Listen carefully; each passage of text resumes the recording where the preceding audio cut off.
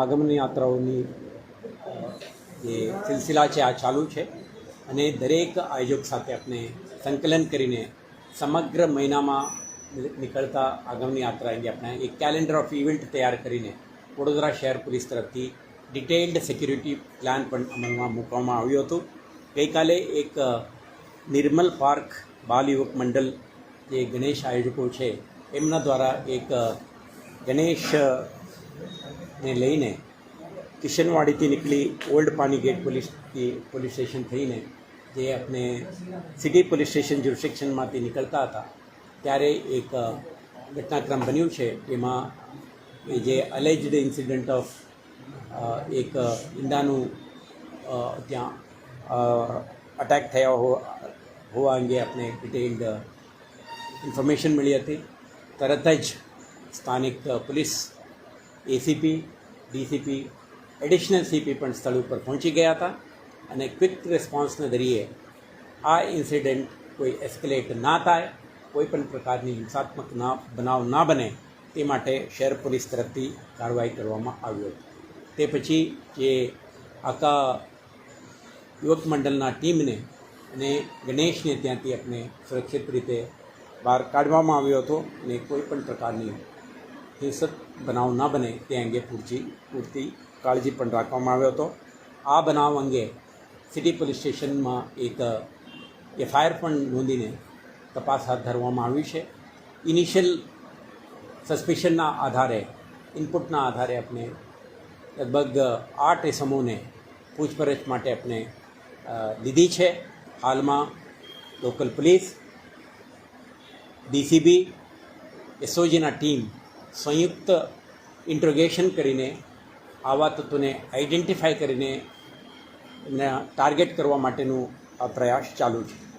સાથે સાથે આપણા મળેલ ઇન્ટેલિજન્સના આધારે સમગ્ર વિસ્તારમાં આપણા એક સર્ચ ઓપરેશન પણ પ્રગતિમાં છે.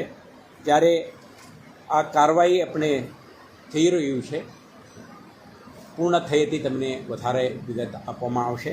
પરંતુ ઘટનાના પરિપ્રેક્ષમાં શહેર પોલીસ દ્વારા કરવાની થતી immediate response, registration of criminal cases અને આના પરિપ્રેક્ષમાં જે investigative exercise to identify, isolate and target criminals આ કાર્યવાહી છે.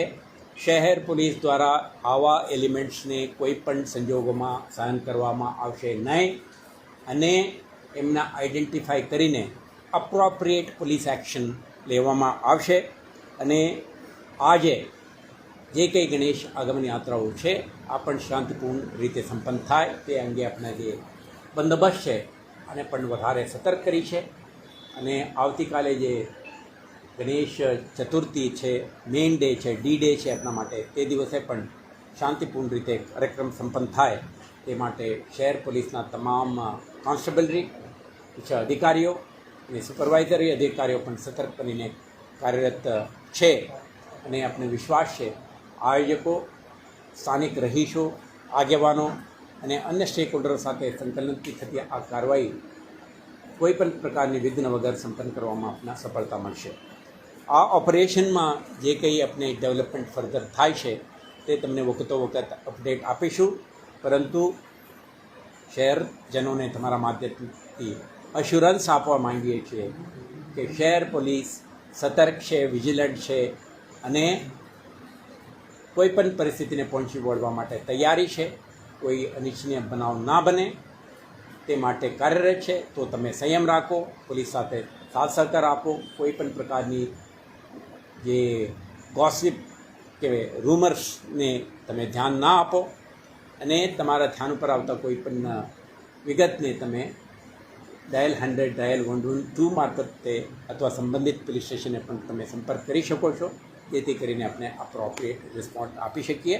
શહેરમાં સુલેહ શાંતિનો ભંગ ના થાય તે માટે પોલીસ કમ્યુનિટી પાર્ટનરશિપમાં કામ કરવા માટે તમામ રીતે તૈયારી સાથે ખડે પગે ઊભા છે. Thank you.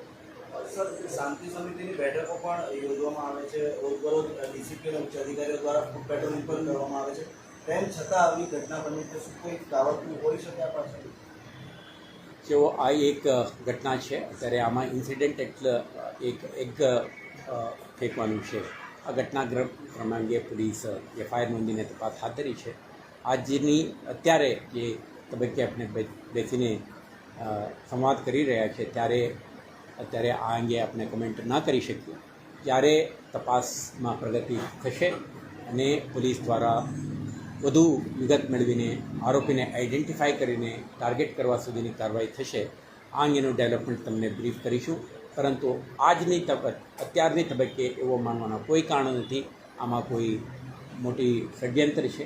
આપણે વિશ્વાસ છે કે આવતા ગણતરીના કલાકોમાં આપણે સફળતા મળશે અને અપડેટ તમને આપીશું.